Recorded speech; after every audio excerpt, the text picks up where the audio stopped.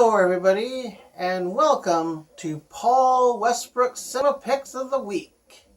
Yes, and first off, I wanted to show off my shirt that I've had for a while, but it's called Yes, I Am a Movie Junkie. But of course, we're all junkies, right? And that's why we love movies. And sis, if you quickly scan around the room just before I start here, we are in my movie room. Yeah, this is the room that I showed you at the start when we first did the first episode. And we did like the tour of the room. Yeah, this is the movie room. Yeah. Okay, so now we're going to be talking about today's movie. Guess what it is? It is the classic Nightmare on Elm Street series. Although we've only got the first 4 films on here. And of course we got Nightmare on Elm Street, which was the very first movie made by Wes Craven in 1984, starring Robert Englund and Heather Langenkamp. And I actually like her, Ron, so you can't really say that she's a woofle because she's actually good looking. And John Saxon, who was actually in a lot of martial art movies. He was actually in this one. And Nightmare on Elm Street was the one that started it all. And Freddy, believe it or not, actually was started off as a very serious villain character in the horror slasher genre before he got funny as the series went on.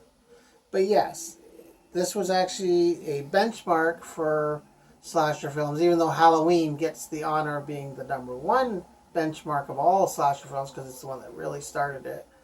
Nightmare on Elm Street in the 80s really picked up things after Friday the 13th.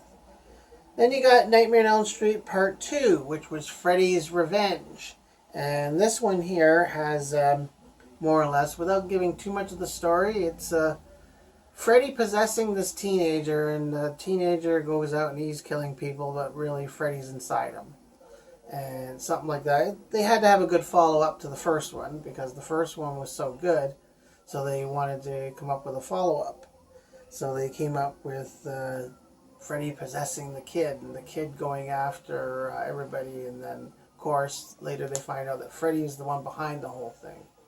Then comes Nightmare on Elm Street. What did I say Friday? Nightmare on Elm Street number 3, The Dream Warriors, which is my sister Linda Mays, and she pressured me to tell everybody that this is actually her favorite one of the series.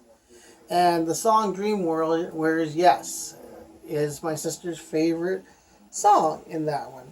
And that one was pretty good. It takes place in an asylum for these young teenagers who are troubled by Freddy's dreams, and each one of them are linked. And they're in this asylum, and then Freddy's going after them, and has a really nice rock soundtrack to it. It's a lot of fun to watch, and believe it or not, has Lawrence Fishburne. He's in it. He plays an orderly that's in the hospital. So it's one of his earlier roles. Then there's Freddy in Nightmare on Elm Street 4, The Dream Master, which basically Freddy, I guess, goes after the remaining people who survive in Part 3, which I'm not saying who dies and who not, because I don't give spoilers. Don't want to give a spoiler. But he goes after the kids in that movie, the kids that actually survived the 3rd movie, and then in the 4th movie, he goes after them, and then he goes after a bunch of new kids at the same time, and, it's the usual.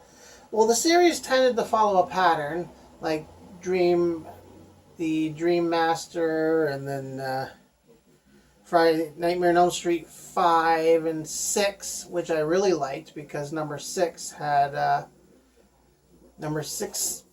was actually the final. It was supposed to be Freddy's Dead, the final nightmare, and Freddy was supposed to have actually been, I guess, killed in that one. Then in Part 7, you have a mixture of the horror world and reality as Freddy comes into the real world.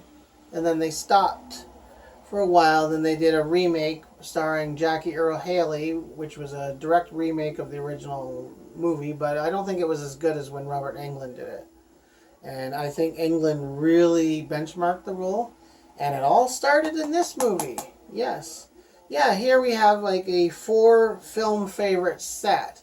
And these are really good sets to get at the store if you want to get like 4 films or 5 or whatever. I got my sister a 10 film set of something. But yeah, this one here, Nightmare on Elm Street, you got the first 4 films of the series. And you get to see all of them. They're all on different discs here. I'll show you. You got the disc here. And then you got 2, 3, 4 discs. Well, of course, because there's 4 movies.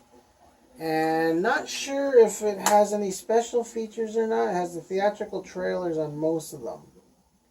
Yeah, I'm just reading it here, and it says about the theatrical trailers are on all 4 movies.